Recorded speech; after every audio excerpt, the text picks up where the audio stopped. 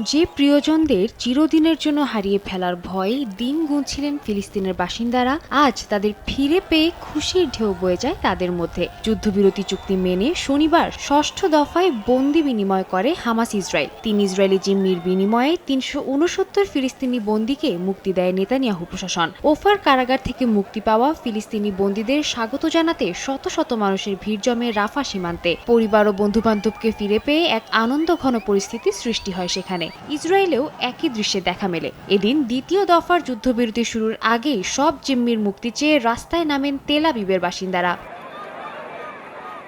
এদিকে সপ্তাহের শুরুতে হামাস বন্দীদের মুক্তি দিতে অস্বীকৃতি জানানোয় যুদ্ধবিরতি চুক্তির ভবিষ্যৎ নিয়ে অনিশ্চয়তা দেখা দিয়েছে। ইসরায়েল ও তার মিত্র যুক্তরাষ্ট্রের দিক থেকে নানা হুঁশিয়ারি ছুড়ে দেওয়া হচ্ছে ফিলিস্তিনের দিকে। শনিবার চুক্তি অনুযায়ী জিম্মিদের মুক্তি দিলেও যুদ্ধবিরতি বিষয়ে এখনও কিছু জানানো হয়নি। বন্দি বিনিময় দেরি হওয়ায় ইসরায়েলের সাবেক নিরাপত্তা মন্ত্রী বেন গাভির আবারও গাজায় যুদ্ধ শুরুর আহ্বান জানিয়েছেন প্রধানমন্ত্রী নেতানিয়াহুর প্রতি। সামাজিক যোগাযোগ মাধ্যম এক্সে করা এক পোস্টে ট্রাম্পের আগের এক বক্তব্যের সূত্র ধরে তিনি বলেন, ইসরায়েলের উচিত গাজায় নরক নামিয়ে আনা। যদিও এই মুহূর্তে গাজা বিষয়ে নেতানিয়াহুর সিদ্ধান্তই শেষ সিদ্ধান্ত হবে বলে জানিয়ে সামাজিক যোগাযোগ মাধ্যমে পোস্ট করেন ট্রাম্প।